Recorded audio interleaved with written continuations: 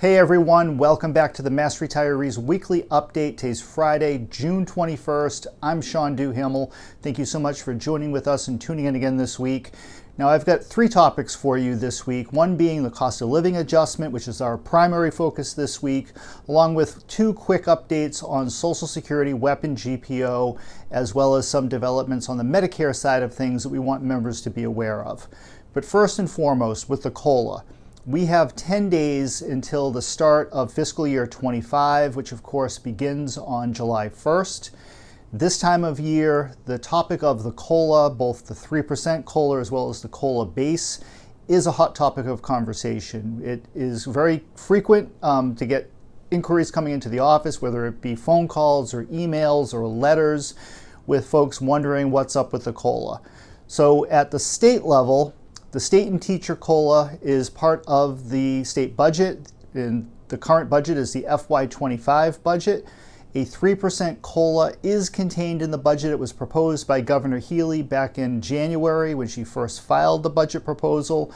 The House approved the 3% COLA, and then the Senate approved the 3% COLA back in May when they had their bite at the budget. The budget right now is in a House and Senate conference committee, which is normal. The COLA portion of the budget, as far as we know, is not a topic of negotiation. Again, all three levels of government have approved the 3% COLA on a $13,000 base for state and teacher retirees. Once this COLA goes through, and we're anticipating that the House and Senate will most likely wrap up their activity with the budget. By the middle of July, it should be passed, sent to the governor's desk. She then has 10 days in which to review and then finalize the budget, which would put us really probably into the last week of July before things are signed, sealed, and delivered. That would mean for state and teacher retirees, most likely your COLA payment, your first COLA payment for the year, will most likely come in the August checks. Now, there still remains a possibility that it could happen in July for the July pension check, which comes at the end of the month. But in all likelihood, it's probably going to be in the August check and retroactive to July 1st. And that's more or less what's taken place over the past, say, 15 to 20 years on a regular basis. Also contained within the state budget is the Special Commission on the State and Teacher COLA. The Special Commission is absolutely critical to increasing the COLA base for state and teacher retirees. There is no increase in the base for the current fiscal year or the coming fiscal year. The focus of the COLA Commission will be on raising the base as well as creating a either enhanced or senior COLA. We've used both of those terms to describe an additional COLA benefit for long-term retirees who have been retired, say, for 15 or 20 years or longer. We're hoping to come up with a plan, again, the senior or enhanced COLA, to provide an additional benefit for those retirees. But it's going to be the focus of the commission. If we are successful in creating this, most likely we won't see the commission get up and running until September at the earliest. But the goal and the focus would be to come up with recommendations to put before the legislature heading into the next fiscal year, so that would be FY26, to hopefully have a plan in place to increase the base through the next FY26 budget cycle, which will be taking place a year from now. But there's a lot of moving parts with this. There's a lot to come. In the coming weeks, as a matter of fact, we're going to spend some time talking about pension funding, the pension funding schedules. What are the different assumptions that goes into all of this? The story, for instance, that's on the front page of our July newsletter about the 20 systems that are either 90% funded or higher. There's a lot of details that we didn't have the time and space to really delve into in the newsletter that we're going to explore more fully or more in depth in our weekly messages like this. So stay tuned in the coming weeks, particularly once we get into August and September, when the legislature is done with their formal business for the year. We'll have some time to be able to do a deeper dive into those issues.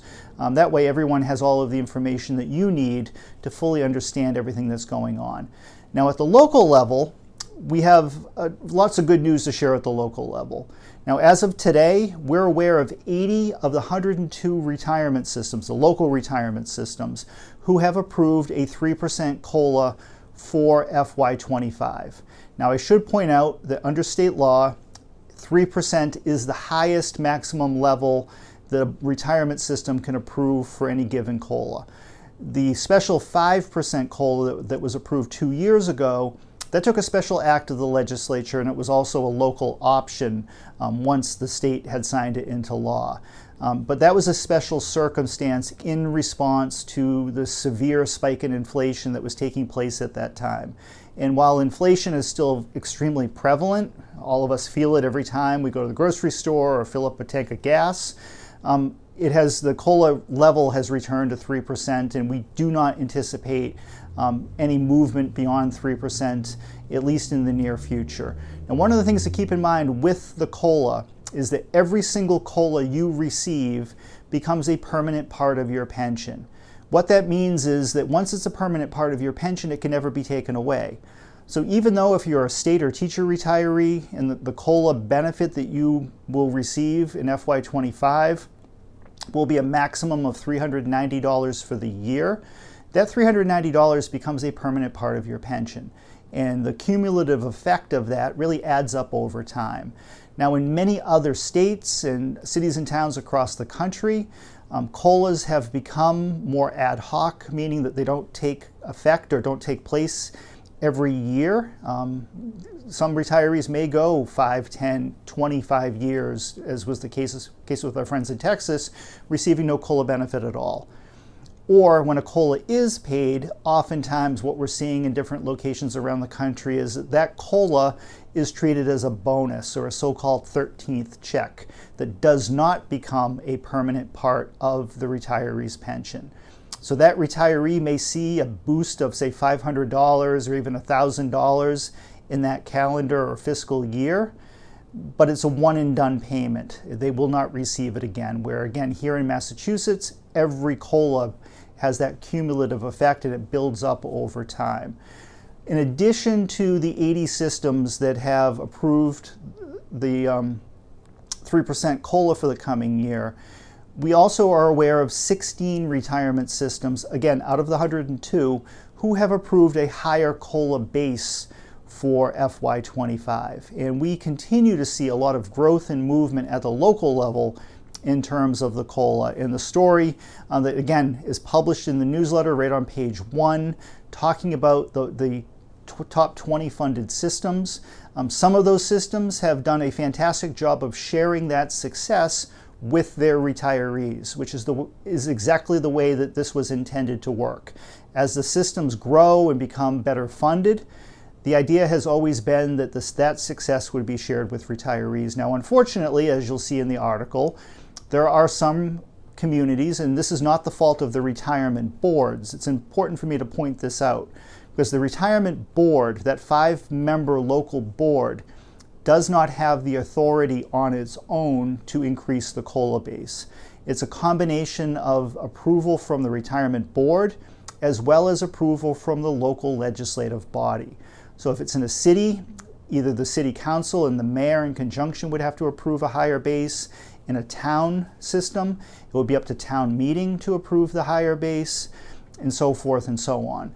So in some communities, it has been very difficult to get the local legislative body to increase that COLA base, despite the best efforts of the retirement board. So I just wanted to point that out to give credit where it's due, and I don't want to put any unfair blame on folks for not thinking of retirees and not doing right by retirees, when in fact it's not solely up to them to approve or deny increasing the base. Now, the yearly vote, the annual vote on the COLA percentage, that is a vote of the 5-member retirement board.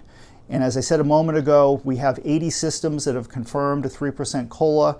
The other 22 systems will be holding their retirement board meetings over the next week or so.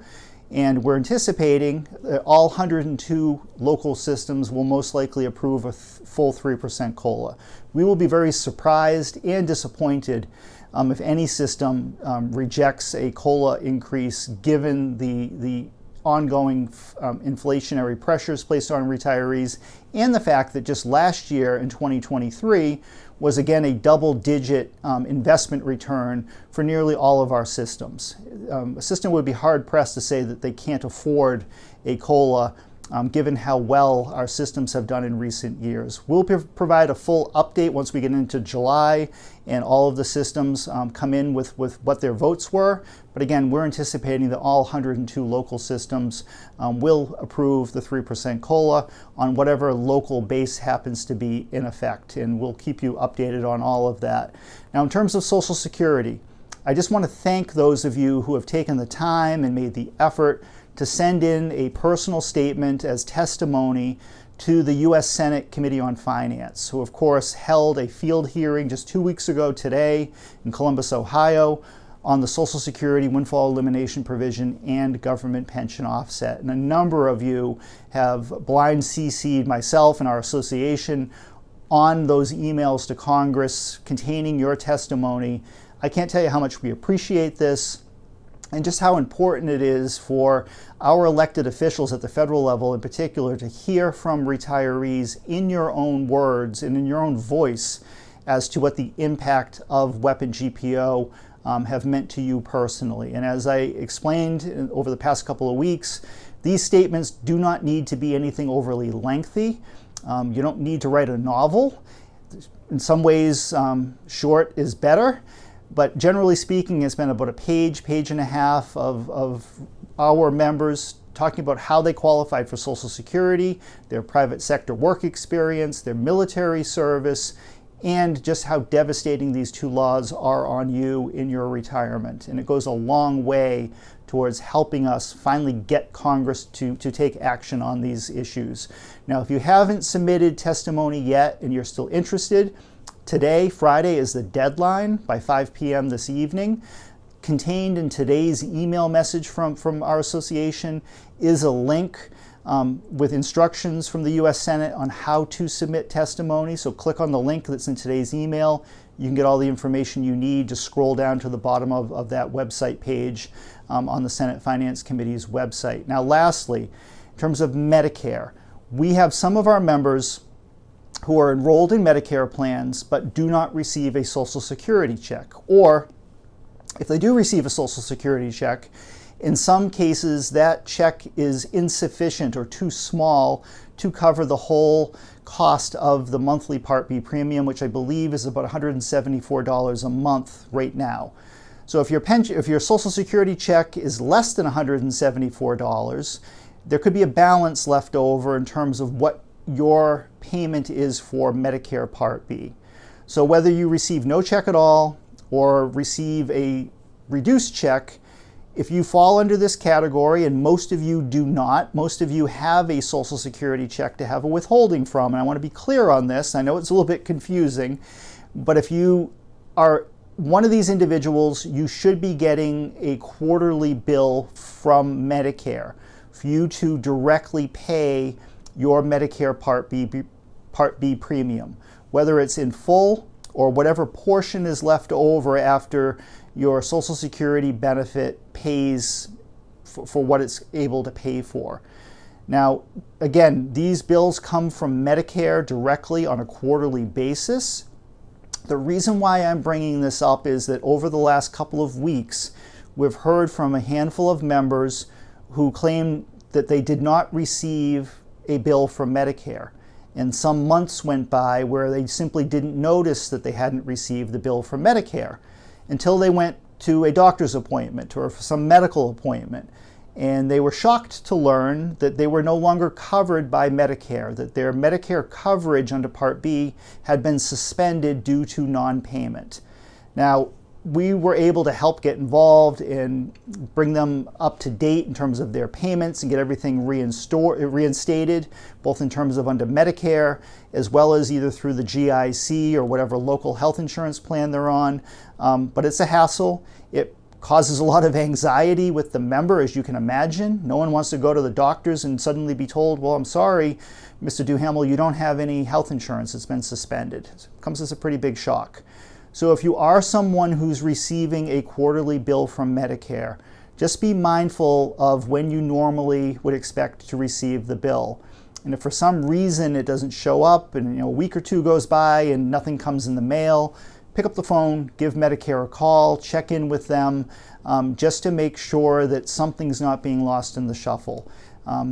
Periodically there's always a one-off situation, but when you start to hear from 2 or 3 people or more in a very small period of time, that leads us to believe that there could be some bigger problem at play here, and we just wanted to flag it for our members to make sure that no one is caught by surprise.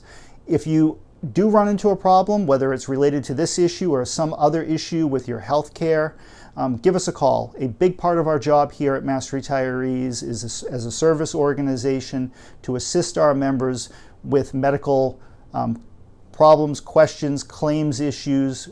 We are here to help you resolve those issues. Again, it's a big part of what we do, so don't hesitate to pick up the phone. Either give myself or Cheryl or Nancy McGovern, Bill Reary a call, and we can help sort things out for you, usually in a pretty quick fashion. So with that, I'm going to log off for today. I hope you're all doing well. I hope you're staying cool. I know as I'm recording this late Thursday afternoon, it is still incredibly hot outside here in Boston. Thankfully, it's going to be a little bit cooler tomorrow for the Boston Celtics parade that's going to take place right outside my window here. I am not going to be watching it. I'm going to try to avoid coming into town tomorrow. It's going to be a zoo outside here on Beacon Hill, so we're going to be working from home on this Friday, but we'll be reachable. We're working even though it's from home, and we will get back to you again soon. Take care, everybody. Bye-bye.